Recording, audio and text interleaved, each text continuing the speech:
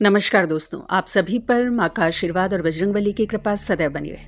आज हम बात करेंगे पूजा और साधना में होने वाले उन अनुभवों के बारे में जो भक्तों के मन में डर पैदा करते हैं और उन्हें भक्ति मार्ग में, साधना के मार्ग में आगे बढ़ने से रोकते हैं। पूजा के दौरान होने वाले ये अनुभव भक्तों के मन में ये संशय, ये भय पैदा कर देते हैं कि क्या उनकी पूजा में, भक्ति में कोई गलती हो रही है या फिर कोई नकारात्मक ऊर्जा उनके आसपास है जो उन्हें इस मार्ग पर, भक्ति मार्ग पर आगे बढ़ने से रोक रही है।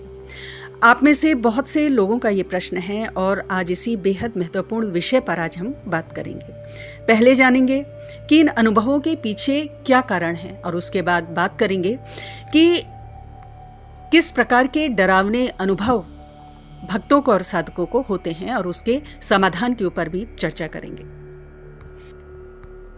सबसे पहले यदि इनके कारणों के ऊपर बात करें तो ये होता है हमारे आसपास फैली हुई नेगेटिव एंटिटीज के कारण, जो हमें साधना मार्ग पर, अध्यात्म के मार्ग पर आगे चलने से रोकती है। हमारे आसपास इस पूरे ब्रह्मांड में ऊर्जाएं फैली हुई होती हैं, पॉजिटिव भी हैं और नेगेटिव भी हैं।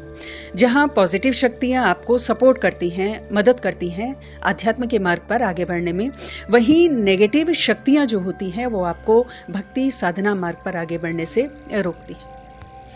और ये नेगेटिव शक्तियां आपके आसपास भी हो सकती हैं और आपके शरीर के अंदर भी एंटर कर जाती हैं। किस प्रकार कि जब आपकी ऑरा वीक होती है, देखिए जो लोग ईश्वर की शरण में नहीं हैं, इष्ट की शरण में नहीं हैं या स्पिरिचुअली इतने अवेकंड नहीं हैं, उनकी ऑरा वीक हो जाती है, नेगेटिव एनर्जीज उन पर जल्दी हावी हो जाती हैं।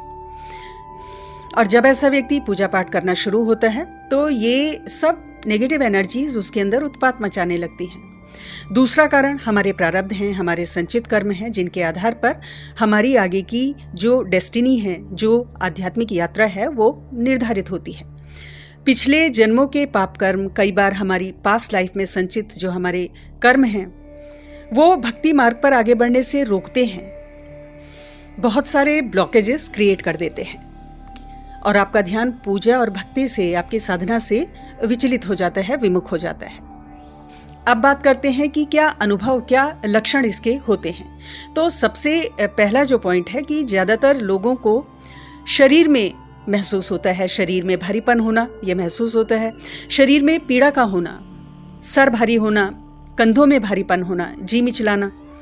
कई लोगों को हृदय पर बोझ का अनुभव होता है, ऐसा लगता है कि कोई दबा रहा है वहाँ पे। इसके अलावा पैरों में भारीपन होना, पूजा में मन ना लगना, ये सब लक्षण प्रकट होते हैं अगर कोई ना कोई नेगेटिव एनर्जीज आपके आसपास हावी हैं।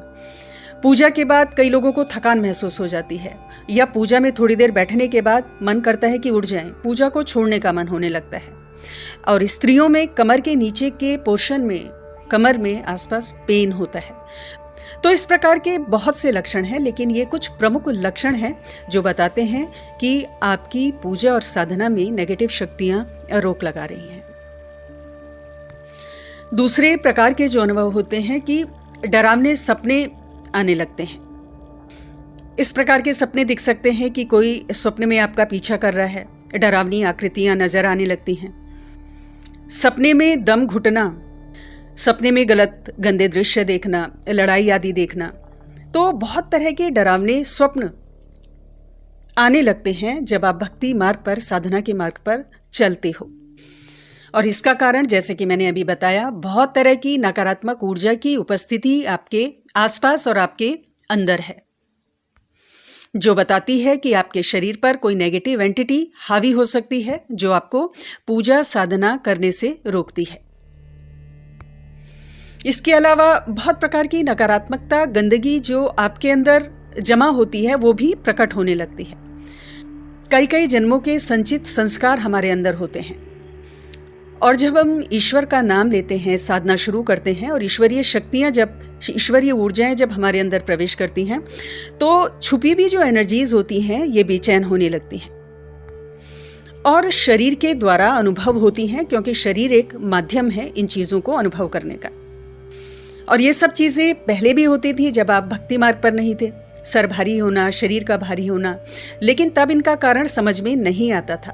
आध्यात्मिक मार्ग पर जब आप आते हैं तो अपने साथ होने वाले जो भी तमाम अनुभव हैं उनका कारण आपको समझ में आने लगता है और ईश्वरीय कृपा से आपको ये भी बोध होता है कि इन सब चीज़ों से निपटना कैसे है। कई लोग घबराकर साधना पूजा बीच में छोड़ देते हैं, लेकिन घबराना नहीं है। साधना पूजा आपको जारी रखनी है। अपने जप का समय बढ़ा दें। जो जप की संख्या है, जो भी मंत्र जप आप कर रहे हैं उसकी संख्या बढ़ा दें। अपने इष्ट के कवच का पाठ करें, काली कवच का पाठ करें, हनुमान चालीसा का पाठ करें और निरंतर अपने इष्ट की शरण में रहें। निरंतर ईश्वर भक्ति से आपकी जो ऑरा है वो स्ट्रांग हो जाएगी, आपका आभा मंडल मजबूत हो जाएगा। तो ये सारे शारीरिक कष्ट धीरे धीरे खुद ही शांत हो जाएंगे। दूसरा जो अनुभव डर पैदा करता है भक्तों के मन में, साधकों के मन में, कि डरावने सपने आने लगते हैं। स्वप्न में कोई उनका पीछा कर रहा है या डरावनी आकृतियां उन्हें नजर आ रही हैं। स्वप्न में दम घुटना ऐसा महसूस होता है। लड़ाई झगड़े के सपने, गंदे दृश्य स्वप्न में नजर आते हैं। और इस प्रकार के बहुत से डरावने अनुभव नींद के दौरान होते हैं। देखिए, हमारे अवचेतन मन में जो हमारी दबी हुई इच्छाएं हैं, हमारी दबी हुई भावनाएं हैं, हमारे भय हैं, संशय हैं, वो भी हमें स्वप्न के माध्यम से दिखते हैं। ये स्वप्न हमारे अतीत की यादों से भी जुड़े हो सकते हैं, हमारी पास्ट लाइफ से जुड़े हो सकते हैं और कई बार हमारे भविष्य के बारे में भी बताते हैं, भविष्य की घटनाओं का संकेत भी देते हैं। साथ ही हमारे आसपास कोई नेगेटिव एंटिटी है, मौजूद है, वो उसकी प्रेजेंस का भी संकेत होता है, जो आपको पूजा पाठ करने से रोकना चाहती है। और यहाँ पर मैं स्वयं का एक अनुभव आपके संग शेयर करना चाहती हूँ कि जब मैं माँ की शरण में आई, या यूँ कहिए कि माँ इतनी कृपालु हुई कि उन्होंने स्वयं मुझे चुना। तो जब माँ की सेवा मैंने शुरू की, तब कुछ दिन तक रोज अर्ली मॉर्निंग स्वप्न में नींद खुलने से पहले मुझे एक काली आकृति दिखाई देती थी, जो हमारे घर की चौखट पर खड़ी होकर मेरा नाम जोर जोर से पुकारने लगती थी। वो घर के अंदर प्रवेश नहीं करती थी, बाहर ही रहती थी, घर के चौखट के बाहर, और मेरा नाम अपनी डरावनी आवाज में पुकारती थी। बहुत ही बड़ी विशाल काले रंग की आकृति थी, डरावनी सी आकृति थी। साथ ही उन दिनों शुरू में कुछ अजीबोगरीब अनुभव मेरे घर के सदस्यों को भी हुए, लेकिन चूंकि मुझे ये स्पष्ट था, ये अच्छा बोध ईश्वरीय कृपा से था कि ये सब जो उत्पात हो रहे हैं मेरे संग, ये माँ की पूजा के कारण नहीं हो रहे हैं, वरन माँ की पूजा से जो नेगेटिव एनर्जीज कोई घर के अंदर थी या आसपास थी, वो अब बाहर चली गई है, वो घर के अंदर प्रवेश नहीं कर पा रही है और मुझे डरा रही है, माँ की पूजा साधना से रोक रही है। और कुछ ऐसी इष्ट की कृपा थी, माँ की कृपा थी, हनुमान जी की कृपा थी कि डर बिल्कुल लगता ही नहीं था, वरन विश्वास और भी ज्यादा दृढ़ होता था इष्ट पर। कुछ दिनों के बाद ये स्वप्न आना बंद हो गया, वो डरावनी आकृति आनी बंद हो गई और सब कुछ सामान्य हो गया। तो ये हमेशा ध्यान रखें कि जब आप पूजा भक्ति प्रारंभ करते हो, इस मार्ग पर चलते हो, विशेषकर उच्च शक्तियों की जब आप पूजा करते हो, उनसे जुड़ते हो, तो बहुत सारी नेगेटिव एनर्जीज जो आपके आसपास हैं, वो आपको इस मार्ग पर आगे बढ़ने से रोकती हैं, बहुत तरह से प्रयास करती हैं। आपको घबराना नहीं है, पूजा बीच में नहीं छोड़नी है, बल्कि जो भी आप मंत्र जाप कर रहे हो, पाठ आदि कर रहे हो, उसको और भी दृढ़ता के संग, पूरे विश्वास के संग करें। तो कुछ समय बाद आपकी ऑरा, जैसे मैंने पहले कहा, बहुत स्ट्रांग हो जाएगी, बहुत विशाल हो जाएगी और ये सारे डरावने अनुभव धीरे धीरे क्षीण हो जाएंगे। इसके अलावा एक और बुरा अनुभव जो कई साधकों को होता है कि पूजा के समय गलत विचार उनको आते हैं।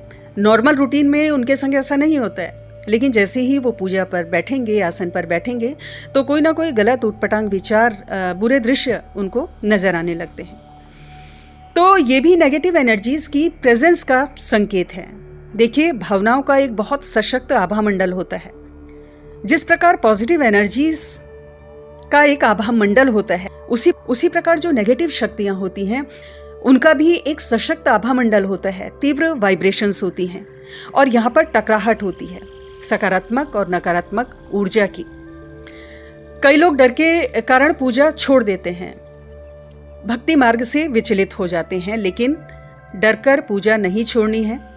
जो बुरे विचार आपके मन में आ रहे हैं पूजा साधना के दौरान, उनको रोकने की कोशिश भी नहीं करनी है, क्योंकि जितना आप उन्हें रोकोगे उतनी ही तीव्र गति से वो आएंगे। उन्हें आते जाते देखना है। बस आपको ये याद रखना है कि आप वो विचार नहीं हो। जिस प्रकार आपको ये बोध रखना है कि आप शरीर नहीं हो, आप आत्मस्वरूप हो, आप आत्मा हो।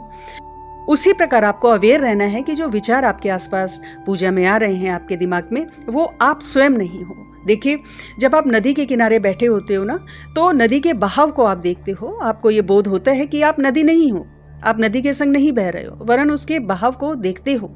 उसी प्रकार पूजा साधना के दौरान किसी भी प्रकार के गलत विचार अगर आपके आते हैं, तो आपको ये ध्यान रखना है कि आप विचार नहीं हो, वरन उनको आते जाते आपको साक्षी भाव से देखना है। और निरंतर जो भी आप मंत्र जप कर रहे हो, पाठ आदि कर रहे हो, वो करते रहना है।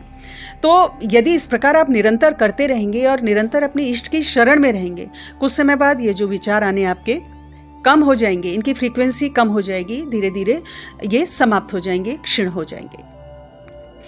इसके अलावा नकारात्मक स्थानों पर जाने से आप बचें। इतनी कड़ी मेहनत से आप साधना करते हैं, अनचाहे स्थानों पर ना जाएं, अनचाहे लोगों से, जो नेगेटिव एनर्जी वाले लोग हैं, उनसे दूरी बनाकर रखें। विशेषकर नए साधक जिनकी ऑरा भी स्ट्रांग नहीं है, जिनकी ऑरा भी बन रही है, तो इन चीज़ों का ध्यान रखते हुए आप भक्ति मार्ग पर निर्बाध रूप से आगे बढ़ें, यही शुभकामना करती हूँ। आज की वीडियो में इतना ही दोस्तों, अगली वीडियो में बहुत जल्द मिलती हूँ। तब तक के लिए अपना ध्यान रखें, स्वस्थ रहें, खुश रहें, मस्त रहें। जय माता दी, जय बजरंग बली।